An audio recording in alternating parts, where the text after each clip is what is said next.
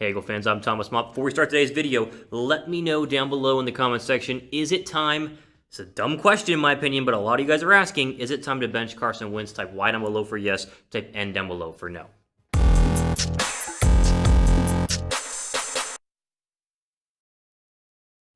All right, before we start today's video, a lot of you guys are wondering where I have been the past couple of days, really last week. I got all 4 wisdom teeth taken out. I'm still kind of swollen here on the left side. Ton of pain. I couldn't even really talk the past couple of days. It's tough to talk right now, but we need to talk about these Eagles. So I thought I'd go ahead and just kind of gut through it. And, I'm going to play injured today, as you see. I'll talk a little slower, hopefully a little quieter, just to help my mouth stay as it is right now. But listen, normally we do grades here on a Monday, but I don't want to grade the Eagles tie to the Bengals. I want to talk about overreactions, because there's a lot of issues going on right now in Philadelphia, and some people are overreacting to some things, and some things are not overreactions. They're absolutely dead on. So let's just go ahead and start with this new little concept video we have here on Philadelphia Eagles now. Number one, is Carson Wentz to blame for the Eagles' 0-2 start with the 1 tie? Honestly, yes, 100%. Now, there's a lot of other places to put blame. We'll talk about those, but Carson Wentz has been unbelievably bad over the first couple of games. He's the only quarterback in the top 10 in terms of highest paid quarterbacks to have under a 90 quarterback rating through the first 3 games of the NFL season. He's just been missing throws. He's been throwing interceptions. He's been reading bad defenses. He's been bad, and we have to be 100% honest with that. Carson Wentz is a major reason why Philadelphia does not have a win yet. Now, you go back to the Rams game, he has a missed touchdown pass, which turned out to be an interception, down 5. That one was critical to J.J. Arcega-Whiteside. And yesterday, 2 really bad picks and some very bad decision-making. And the main issue has been accuracy. He overthrows Miles Sanders on that wheel route on the left side, which would have been a walk-in touchdown, and the Eagles go ahead and win that football game. So Wentz is to blame for a lot of this. That is not an overreaction. Now, obviously, there are still plenty of other reasons why Philadelphia is struggling. The wide receivers have been terrible. The O-line has been really, really bad. The defense has been bad. We can't 100% put it on Carson Wentz, but if you were to narrow it down to the main reason to blame why the Eagles have not won a game yet, you've got to go ahead and put the blame right now on Carson Wentz. With that being said, though, there's nothing you can do about it. You're not going to bench him. I mean, I asked the question. You guys are answering it. There is no benching Carson Wentz. That's stupid. Doug Pederson said today on the Eagles flagship station, 94.1 WIP, that they're not going to bench him. They didn't even think about benching him. And honestly, benching him right now would be a very dumb thing to do because you'd be throwing in the towel for the season. So the good news is the Eagles are not out of it yet, but Carson Wentz has a lot of issues, mainly with accuracy, that has got to be fixed sooner rather than later. Before we move on, new sponsor here on the channel, and that is BetUS. So I know a lot of people are into sports betting, and that's why we partnered with BetUS here. Go to chatsports.com/EaglesBet to go ahead and get a deposit bonus of 125% whenever you put $100 down using the promo code EAGLES125. So when you go put $100 down, the BetUS with the promo code EAGLES125 will turn into $225 for you to go ahead and bet on, whether you want to bet on the Eagles, or if you don't think the Eagles are very good like I do right now, you can bet against the Eagles and probably win some money to at least make the Eagle losses a little bit easier overall. Again, chatsports.com/EaglesBet. Get that deposit bonus down. Use the promo code EAGLES125 to get the extra money. Okay, overreaction number 2. The defense is terrible.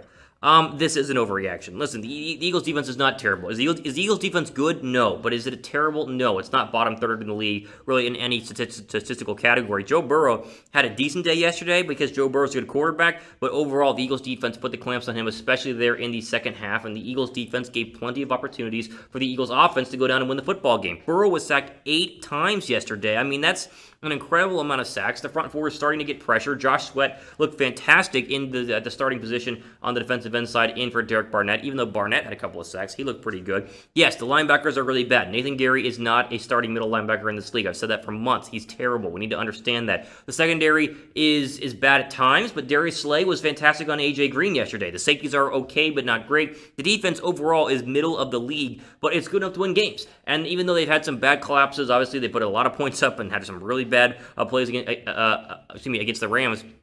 They were able to put the offense in positions to go down and win the football game, and Carson Wentz and the offense have been unable to do so. So it is an overreaction that the Eagles are terrible. They were great against the run. Mixon didn't even have 50 yards yesterday, but really the main issue right now is the linebackers can't cover anybody. The linebackers are bad. I said this for months. I don't know why they didn't draft a better linebacker than a 7th-round draft pick in Sean Bradley. It's going to haunt them all year long. Yes, that is not an overreaction. It's 100% true. This is an overreaction. The defense is not terrible, but it's also not the best. So it's obviously why the Eagles right now are 0-2. Who right now is more to blame, though, for not just the tie on Sunday, but just the overall play of the Eagles? The offense or the defense? Type O for offense, type D down below for defense. And again, I'm trying to work through this, the wisdom teeth. It's probably noticeable, but man, Get your wisdom teeth out when you're in high school. Don't get them out whenever you're 24 like I am, because the pain is really bad. Okay, next overreaction. Doug Pederson coached to lose yesterday. Kind of? Maybe? Yes and no? I don't know how to answer this one, right? So you watch the game, right? It's a tie because Philadelphia had a chance to win the football game, to go down and score. They got close. Then they had a field goal attempt. They had a false start, which Matt Pryor's got to figure that out. You cannot false start there. And then they elected to not kick a 64-yard game winner. They decided to go ahead and punt the football. The first thought is, yes, he did coach to lose, because Jake Elliott was fantastic. 3 for 3. He hit a 54-yarder, which had more leg earlier on in the football game. And Jake Elliott, go back to the Week 3 against the Giants in the Super Bowl year. He had a 63-yarder going the opposite way to win the football game. So I don't know why you don't trust Jake Elliott just to kick it and see what happens. That's the first issue. So yes, in terms of that, yes, he was coaching to lose. Now today he said in his radio press conference that he would have gone for it on 4th and 12 instead of kick. So he still is saying he would have kicked the football on Doug Pederson, which is very strange. But either way, that part, yes, playing to lose. The playing to win part, though, is that the Eagles were the only team in the NFC East to go ahead and gain ground on the division yesterday. So the tie, as terrible as it is, helped them out.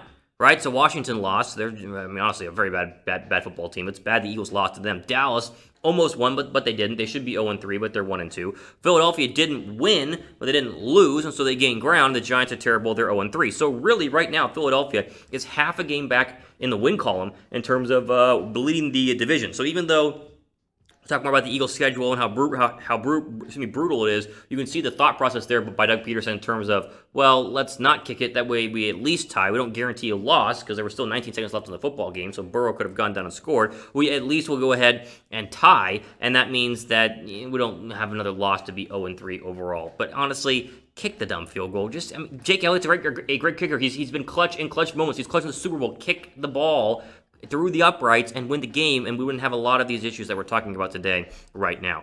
Drop a like right now if you guys think the Eagles should have kicked that field goal. I honestly, again, I understand tying because it doesn't hurt you in the loss column, but still, kick the damn field goal. This is ridiculous, right? 64 yards is not impossible. Jake Elliott can do that. Give me a thumbs up if you agree.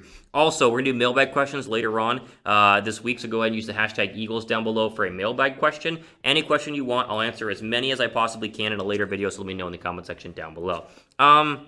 More reaction here. A lot of people on Twitter saying the wide receivers are bad. Yes, this is 100% right. The wide receivers are absolutely terrible right now in Philadelphia. And here's the issue. Greg Ward should not be your leading receiver. I love Greg Ward. Greg Ward is a great story. He was great last year whenever he needed to be, and he's been good this year. 10 targets, 8 catches for 72 yards. He was really, really good, including the touchdown pass by Carson Wentz, his probably best throw of the entire day at the end of the first half. Greg Ward was great yesterday. The rest of the Eagle wide receivers had 7 catches combined. 7 combined. They're terrible. Hightower is going to provide no offensive spark this year. He's a rookie. He was a late-round draft pick for a reason. I should have understood that, but here we are. He's bad. J.J. Arcega-Whiteside did not have a catch again. J.J. Arcega-Whiteside might be the worst draft pick Howie Roseman has had in the past 10 years, and he drafted Marcus Smith in the first round. Whiteside is garbage, so he's completely out of there, not a factor. Reagor's hurt, Jeffrey's hurt. Deshaun Jackson got hurt again. Shocker, right? Deshaun Jackson's been the biggest fluke of the entire Eagles season the past 2 years in terms of injuries. He can't stay healthy. He can't stay healthy, and he's a non-factor when he's out in the football field right now, so he's terrible. You go through the list of Eagle wide receivers right now, and Deontay Burnett is probably the second most consistent guy behind Greg Ward. They're awful, they're terrible, and even though Carson Wentz is missing open players, they're not helping him out in any way. Ertz, Goddard, and Miles Sanders are the 3 best receivers on this football team, and that cannot happen in the National Football League where you need receivers overall. Howie Roseman should have gone out and gotten a wide receiver in free agency. He could have gotten Diggs. He could have traded for DeAndre Hopkins. He didn't, and now Carson Wentz is reaping the benefits, a.k.a. the non-benefits of that, and we're seeing it week in and week out. They are absolutely terrible. Before we go ahead and get to my final reaction here, make sure you're subbed. I know it's a rough start to the NFL season. I think Philadelphia is still alive, though. We'll talk about that in a second. Plenty of injury news. Hopefully they get some good injury news in the next couple of days. Updates on Dallas Goedert coming here, so make sure you guys are subbed to Philadelphia Eagles now.